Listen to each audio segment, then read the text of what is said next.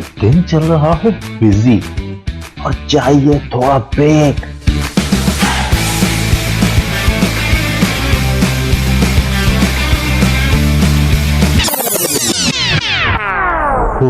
I need a break. तो सुनिए delight delight with RJ Mavas Khan, Sunday to Thursday 12 to 3 PM। Radio वही अपना FM 107। Welcome back. आप सुन रहे हैं 107 FM में आपके साथ आपकी प्रेसिडेंट माविश खान और मेरे साथ मौजूद हैं तलहा फारूकी। उनको कहेंगे वेलकम शो में। हेलो, अस्सलाम वालेकुम, क्या हाल है, कैसी हैं आप? वालेकुम अस्सलाम। वालेकुम सलाम जी, बहुत बहुत सलाम जी। महवेश जी, आवाज आ रही है मेरी? जी, उम्मीद है कि आवाज़ हमारे लिसनर्स को भी जा रही होगी। हमारे लिसनर्स में से कोई अगर हमें मैसेज करके बता दे कि आपको तलहा की आवाज़ आ रही है, क्योंकि मुझे थोड़ा सा डाउट हो रहा है कि आवाज़ जा रही है ऑन एयर या नहीं जा रही। जी, तो तलहा कैसी चल रही है, कैसी गुजर रही है? बस जबरदस्त फिट। और यहाँ कोविड का थोड़ा सा जोर फिर पकड़ा जा रहा है, तो चीजें अगेन क्लोज होने की तरफ जा रही हैं अगेन। तो आज मैं थोड़ा सा डिस्कस भी कोविड के बारे में ही करने वाला था, लेकिन ये कि अगर कोई सवाल है तो उसको पहले ले लेते हैं, उसके बाद फिर हम चलते हैं मेन टॉपिक की तरफ। जी, मेरा ख्याल है हम आगाज करते हैं मेन टॉपिक से और फिर उसके बाद हम आ जाएंगे जो दूसरे मेरे पास सवाल है। ठीक है, डन हो गया जी। कोविड के ऑब्वियसली इट्स बीन 2 years सो फार। अब तो 2 साल, मतलब 1 साल तो हो ही गया, उसके बाद दूसरा साल भी चल रहा है। और हम देख सकते हैं कि कोविड ने हमें जिस्मानी से लेके, दिमागी तौर से लेके और मुआशी तौर पे भी झटका दे दिया। मतलब तीनों तरफ से हमें झटके दे चुका है। और हम लोगों ने ये सोचा था कि ये चीज बड़ी जल्दी चली जाएगी, लेकिन ऑब्वियसली टाइम ले रही है। वैक्सीन बन रही हैं, वैक्सीन ट्राई हो रही हैं। हर जगह प्रॉपर वैक्सीन नहीं पहुंच सक रही है। ऑब्वियसली जो वैक्सीन पहुंच रही है वो फ्रंट लाइन वर्कर्स जो है, हमारे डॉक्टर्स की टीम जो है, पैरामेडिकल स्टाफ की जो टीम्स है, उनको लग रही है। सो in mean while obviously lockdown या स्मार्ट लॉकडाउन जो भी चलता है, अब चाहे कतर में भी लॉकडाउन लग रहा है, यहाँ भी पाकिस्तान में अगेन फिर रिवर्स होने लगी हैं चीजें, क्लोजिंग की तरफ जा रही हैं। जिम्स यहाँ क्लोज होना शुरू हो गए हैं, शादी हॉल वगैरह ये सारी चीजें जो क्लोज होने शुरू हो गए। अच्छा, इसका फैक्ट फिर ऑब्वियसली आपका बड़ा नेगेटिव पड़ता है, क्योंकि आपने बड़ी मुश्किलों से एक रूटीन स्टार्ट की थी, बाहर जाना शुरू किया था, जिम्स ज्वाइन कर लिए थे, सारी चीजें जो हेल्थ जिनको अफेक्ट हो चुके थे वो फिर रिकवरी की तरफ जा रहे थे, जो कि बड़ी अच्छी पॉजिटिव चीज थी। लेकिन अब वो अगेन क्लोजिंग टाइम आ गया है, फिर उनको थोड़ा सा बैठना पड़ेगा। मेरे ख्याल से 1-1.5-2 महीना, रमजान भी करीब है।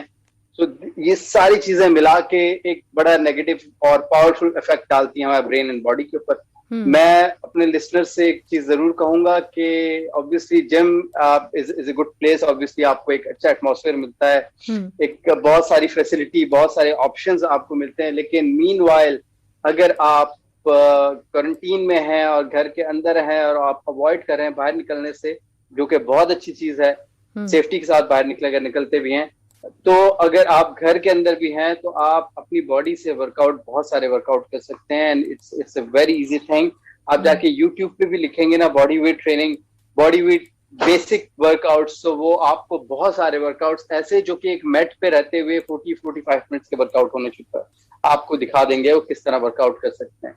सो द थिंग इज कि मैं अपने लिस्टर से कहूंगा कि कभी भी आप जिम को बहाना नहीं बनाएं, कोई भी ऐसा एक ऑप्शन अपने नहीं, आप एक ऑप्शनल चीज जरूर रखा करें कि अगर जिम नहीं है तो ऑब्वियसली हम ये कर सकते हैं, अगर ये नहीं है तो कुछ और कर सकते हैं।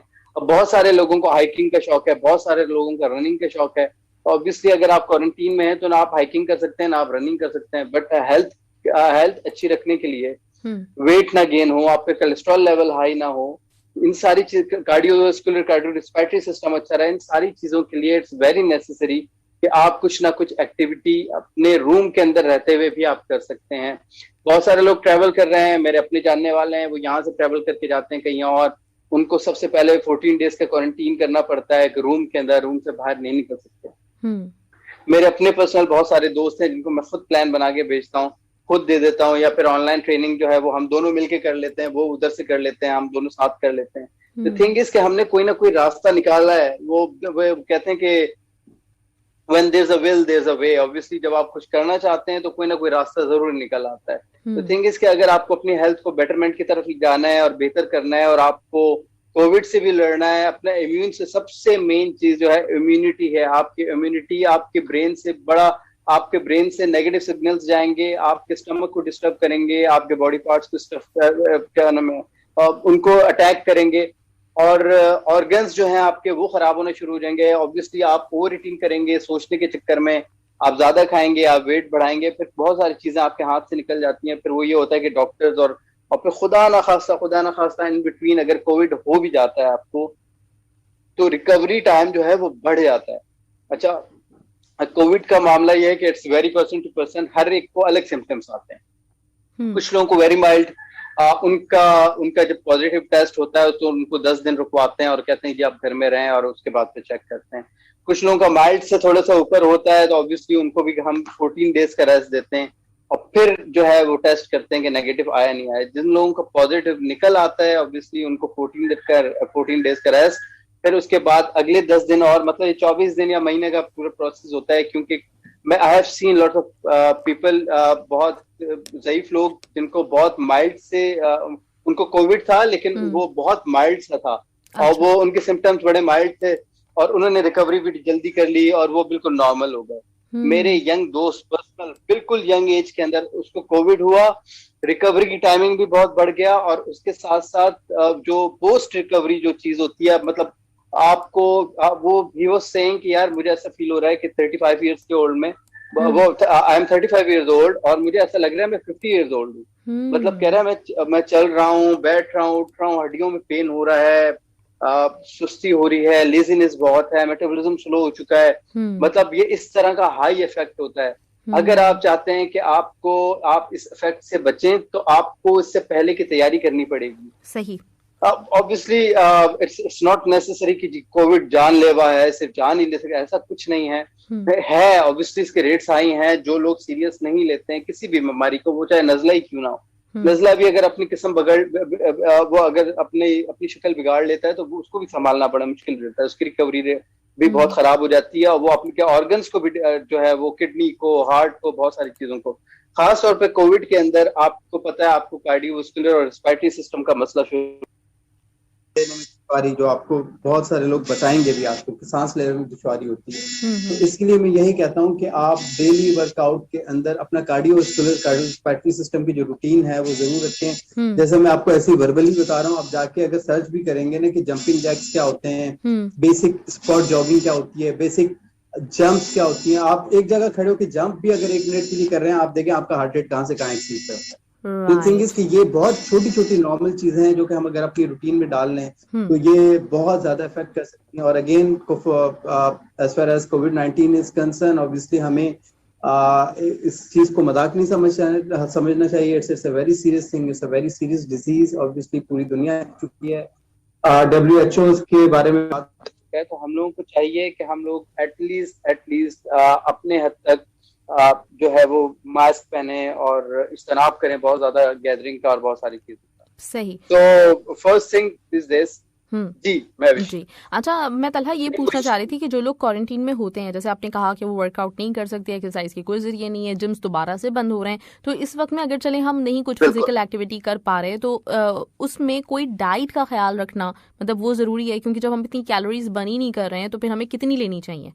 एक्चुअली दिस इज थिंग कि मैं यही कहना चाह रहा था कि अगर आप एक रूम में भी बंद है, मैं अब your body is your machine actually. अगर आप बॉडी वेट ट्रेनिंग कर रहे हैं, अभी भी मैं फिर अगेन ये कहता हूँ कि आप इस प्रोग्राम के बाद यूट्यूब पे जाएं और उस पर लिखें बॉडी वेट ट्रेनिंग। तो बॉडी वेट ट्रेनिंग जब आप लिखेंगे तो बेसिक बॉडी वेट ट्रेनिंग लिखेंगे तो बिल्कुल बेसिक रूटीन आ जाएगा, स्टार्टिंग में ही आ जाएगी body weight training. Body weight training का मतलब ये है कि आपने सिर्फ बॉडी से ही वर्कआउट करना है, उसके अंदर किसी मशीन, किसी को खास इक्विपमेंट, किसी चीज की जरूरत नहीं है, सिर्फ एक छोटी सी जगह की जरूरत है जो कि एक रूम भी है।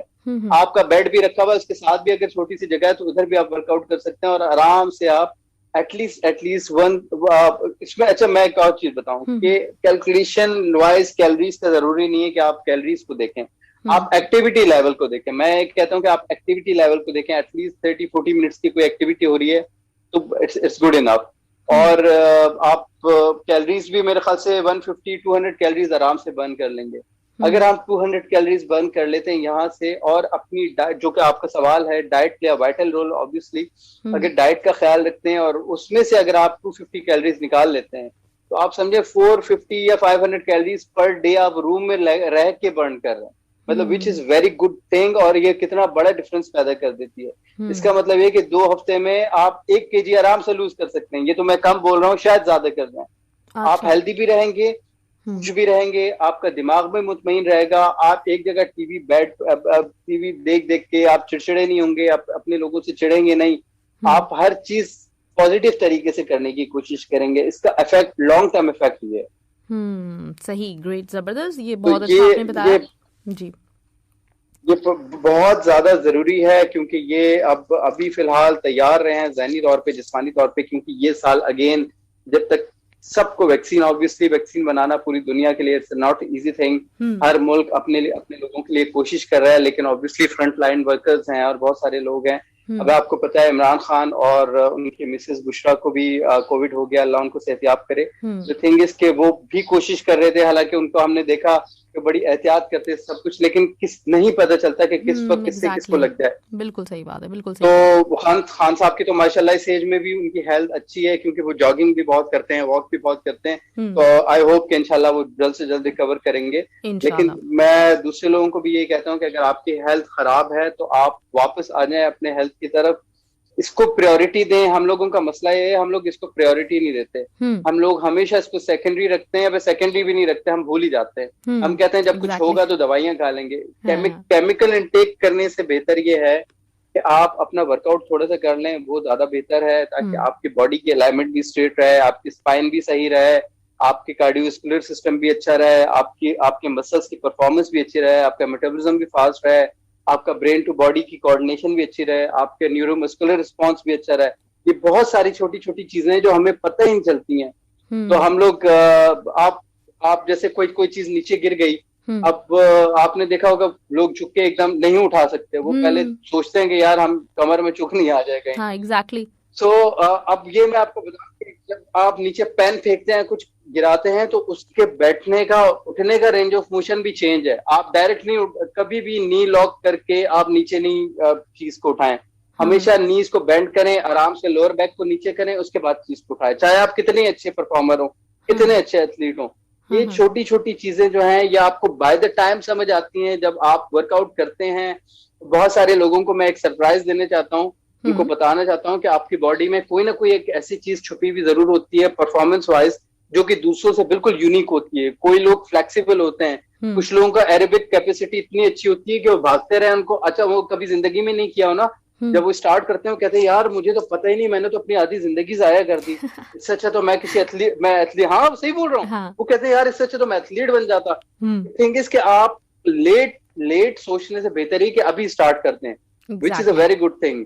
राइट नाउ अभी स्टार्ट करें, अपनी परफॉर्मेंस पे काम करें। और अगर आपके आसपास जिम खुला हुआ है जो कि लिमिटेड लोगों के साथ खुला हुआ है, जो कि एसओपीज के साथ खुला हुआ है, तो उधर जाएं, ट्रेनर से अपने आप को डिस्कस करें, अपनी हेल्थ के इश्यूज डिस्कस करें। एटलीस्ट हफ्ते में 3 दिन 4 दिन, मैं नहीं कह रहा कि 6 दिन करनी चाहिए। आपको टारगेट 6 दिन का रखना चाहिए। और मुझे पता है जो ऑफिस गोइंग लोग हैं वो 6 दिन का अगर टारगेट रखते हैं वो 4 दिन 3 दिन उसमें से निकाल सकते हैं। तो एटलीस्ट 3 दिन की एक्टिविटी आपकी परफॉर्मेंस को बेहतर कर सकती है। और फिर अभी वर्क फ्रॉम होम हो रहा है, अभी यहाँ बहुत सारे बैंक्स हैं, बहुत सारे मल्टीनेशनल कंपनीज हैं जिन्होंने सबको ये कह दिया कि भाई हफ्ते में 2 दिन आप आएंगे, वो आप शफल कर दिया उन्होंने। हफ्ते में 2 दिन आएंगे, आप ये चीज करेंगे और बाकी सारा काम आप जो घर से करेंगे। घर से करने का मतलब मीन्स आप बेड पे बैठे हुए लैपटॉप लेके, आप डेस्क पे बैठे हुए लैपटॉप लेके, आप टेबल पे बैठे हुए लैपटॉप लेके, साइड पे लैपटॉप है, साइड पे खाना रखा हुआ है, साइड पे लैपटॉप है, साइड पे ब्रेकफास्ट है, साइड पे चाय है, साइड पे समोसे हैं, पकौड़े हैं, ये सारी चीजें। थिंग इज कि अगर आप इतना कुछ कर रहे हैं तो एटलीस्ट जो इंसान अपने लिए, अपनी जिंदगी के लिए, अपनी बेटरमेंट के लिए आधा पौन घंटा भी नहीं निकाल सकता, मैं समझता हूँ फिर जिंदगी बेकार है। बहुत सारे लोगों को मैंने कहते सुना है, अरे यार कुछ नहीं होता, जो अल्लाह चाहे। मतलब मेरे समझ नहीं आती कि अल्लाह ताला ये नहीं चाहते कि हम पूरी जिंदगी गुजारें। अब मैं आपको बताऊं कि आप ऑब्वियसली हम पुराने जमाने में अगर देखें, अरब का जो वो दौर था उसके अंदर लोग कितने कितने मील चलते थे। और ये इल्म के लिए चलते थे। कितने सहाबा कराम हमारे इल्म के लिए यहाँ से वहां से। अब मैं आपको बताऊं अगर उनकी बॉडी की परफॉर्मेंस अच्छी नहीं होती तो वो कैसे चल सकते थे।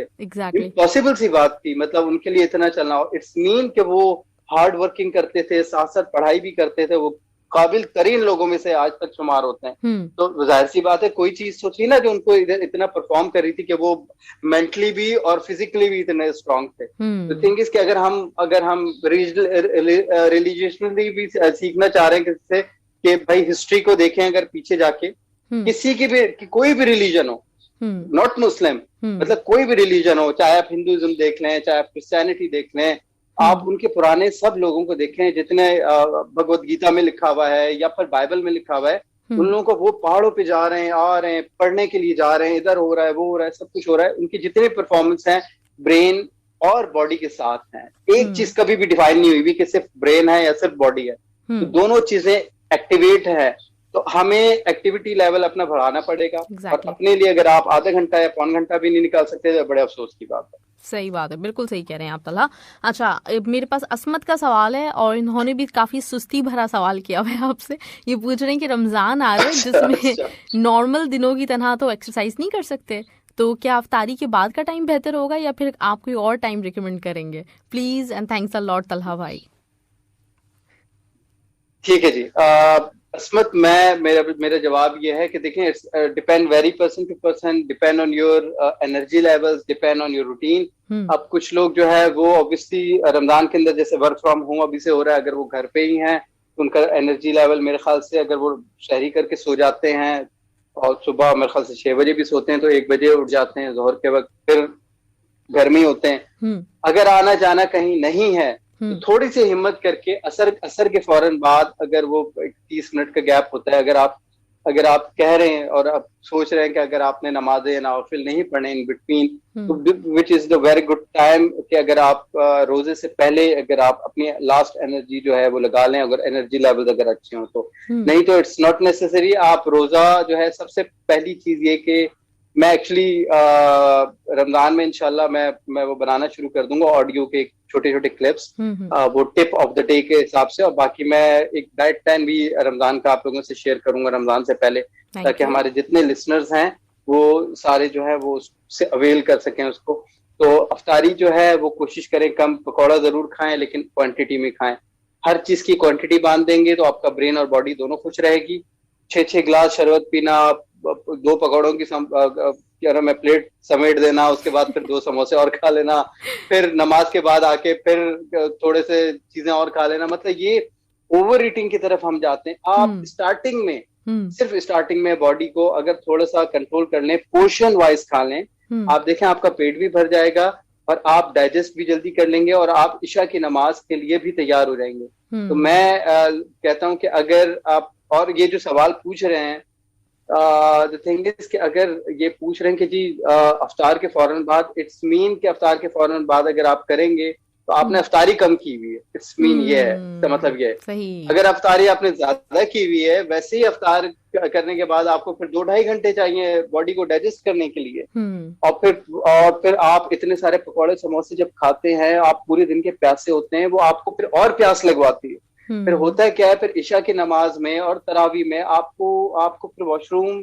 की तरफ जाना पड़ता है, जो कि ऑब्वियसली नमाज के आगे पीछे होना पड़ता है। फिर ये सारी चीजें आपकी परफॉर्मेंस, ये जो है, जो नमाज है वो ये इटसेल्फ एक वर्कआउट है ऑब्वियसली, तो उसके अंदर फिर आपको दुश्वारी होती है। तो बेहतर ये है कि अफ्तार के बाद अगर करना है तो आपको अफ्तार कंट्रोल करनी पड़ेगी, नहीं तो फिर इशा के बाद घर आए, थोड़ी सी नैप लें आधे घंटे, और उसके बाद फिर और मैं कोई लंबा चौड़ा वर्कआउट नहीं बोला, ये नहीं बोला कि आप बहुत तैयारी पकड़नी पड़ेगी, कुछ होगा, आप 30-40 मिनट का वर्कआउट करें, that's you are good to go, बस दैट्स इट।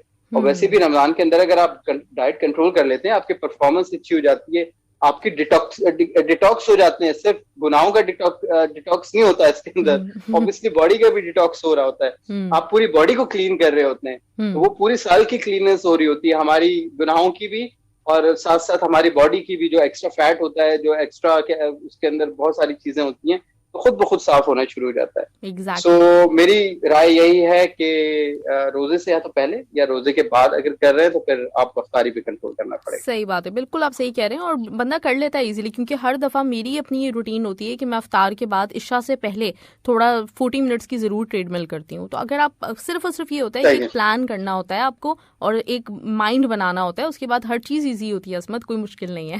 बिल्कुल बिल्कुल, वो इतना मुश्किल नहीं है। सही बात है। तला, थैंक यू सो मच, और बहुत अच्छी आज भी आपने चीज़ें शेयर की हैं, स्पेशली कोविड के हिसाब से बहुत आपने अच्छी इन्फॉर्मेशन हम लोगों को दी, और इंशाल्लाह बिल्कुल हम इन चीज़ों को फॉलो करेंगे। तो अपना बहुत ख्याल रखिएगा, इंशाल्लाह नेक्स्ट वीक मिलते हैं। थैंक यू जी, बहुत शुक्रिया, बहुत शुक्रिया। Signing off.